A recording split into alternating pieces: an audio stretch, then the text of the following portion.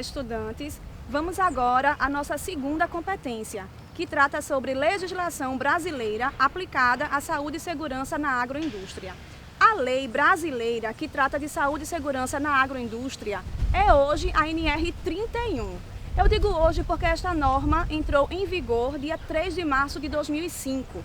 E antes disso, nós, profissionais de saúde e segurança do trabalho, fazíamos uso de 5 NRRs, que eram as normas regulamentadoras rurais, hoje extintas. Antes de falarmos da NR 31 em si, eu gostaria de falar sobre atividades insalubres presentes no meio rural. E para isso vamos fazer uso de uma outra legislação, que é a NR 15. O anexo 14 da NR 15, no item 14, fala sobre agentes biológicos. Quem é que tem direito a receber o adicional de insalubridade por contato com agentes biológicos no meio rural? Nós temos a insalubridade de grau máximo, que é 40%, para aquele trabalhador que tem contato com animais portadores de doenças infecto-contagiosas. E temos a insalubridade de 20% para aquele trabalhador que tem contato com osso, glândulas, vísceras, sangue de animais portadores de doença infecto-contagiosa em estábulos e cavalariças. Agora vamos falar mais um pouco da NR 31. A NR 31 tem no seu início a CIT. A CIT é a Secretaria de Inspeção do Trabalho, que equipara-se à Superintendência Regional do Trabalho e Emprego aqui na cidade. E o papel fundamental é o de fiscalização, interdição, embargo, onde observa-se as condições de saúde e segurança do trabalho. Além da CIT, existem duas comissões. Existe a Comissão Permanente Regional Rural, que atua em instância local, na propriedade rural, realizando visitas técnicas, e existe também a Comissão Permanente Nacional Rural, que decide as campanhas e os procedimentos de saúde e segurança em instância nacional. Saindo um pouco das comissões, nós vamos para a gestão de saúde e segurança no meio rural. A primeira coisa, o trabalhador rural tem direito à assistência médica, tem direito a se ausentar para ser vacinado, aos exames médicos. E quando falamos em assistência médica, falamos também em acidente do trabalho. Um dos acidentes do trabalho muito comum na área rural é o acidente com animais peçonhentos. É importante atentar para quê? Após os procedimentos de primeiros socorros, o acidentado deve ser socorrido para uma unidade hospitalar.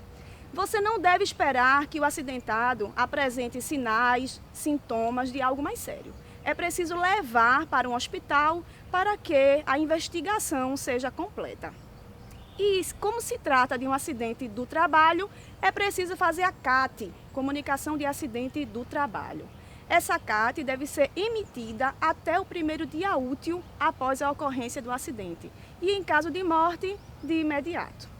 Nós temos também no meio rural o SES-TR. O SES-TR é o Serviço Especializado em Engenharia de Segurança e Medicina do Trabalho Rural.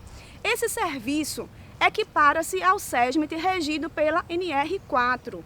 E aí você tem todos os profissionais de saúde e segurança do trabalho presentes no meio rural. O SES-TR pode ser contratado pelo empregador rural, onde os profissionais têm vínculo empregatício. O SES-TR pode ser externo, pode ser um serviço de uma consultoria e pode ser compartilhado entre outros proprietários rurais. A questão é, para um proprietário rural compartilhar o serviço dos profissionais de saúde e segurança do trabalho com outro colega, é preciso que esse outro proprietário rural esteja distante até 100 quilômetros desta primeira propriedade rural, não mais que isso.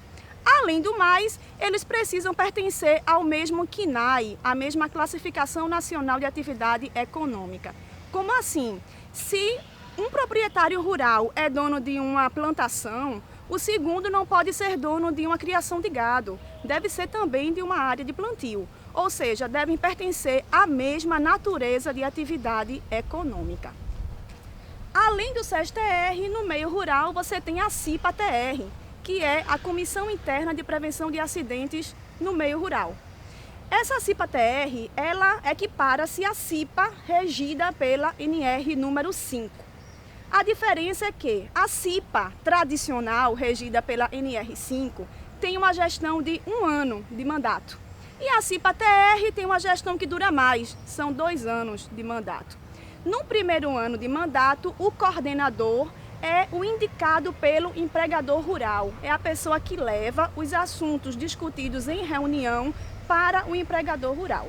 No segundo ano de gestão, o vice-coordenador, que é um dos eleitos pelo povo, assume a função de coordenador e agora começa a ter contato direto com o empregador rural.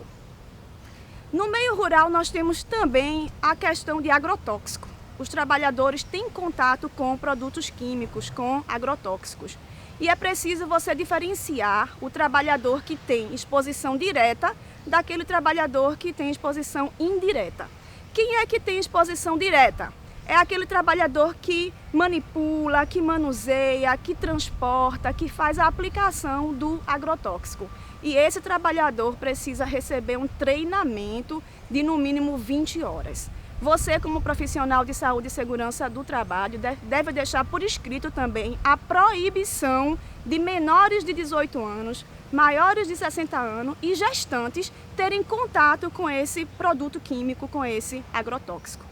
Inclusive, a área que será pulverizada deve ter um cartaz informando a hora e o período de pulverização, a fim de que os demais trabalhadores se afastem do local para evitar contaminação. Uma outra questão que você tem no meio rural é o acidente com ferramentas cortantes, com facões, principalmente no corte da cana-de-açúcar. E essas ferramentas precisam ser protegidas por bainhas protetoras, não podem ficar expostas. E quando falamos de corte da cana-de-açúcar, nós falamos de postura. E postura nos remete a uma outra lei, que é a NR17, que trata de ergonomia. A ergonomia estuda adaptar o local de trabalho às condições psicofisiológicas dos trabalhadores, reduzindo o desgaste físico. E uma das formas de aplicar a ergonomia no meio rural, nesse caso, é utilizar máquinas agrícolas para realizar o corte, para realizar o transporte dessa mercadoria, reduzindo assim a exposição desse trabalhador aos riscos ergonômicos, que são riscos posturais. Para finalizar, eu gostaria de falar sobre o silo. O silo é o local onde se armazena grãos. E onde existem grãos armazenados, existe risco de incêndio, de explosão, porque quase sempre se forma atmosfera explosiva.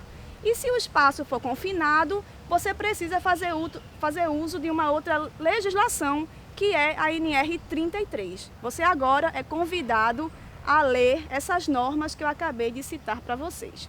O trabalho no silo também não pode ser realizado por um único trabalhador. Deve ter no mínimo 2 trabalhadores, porque em caso de urgência, um segundo trabalhador ajuda esse outro que esteja acidentado, se for o caso. Nós vamos finalizar aqui a nossa segunda competência. Espero que vocês leiam o caderno inteiro, leiam também a legislação e a gente se encontra na terceira e última competência.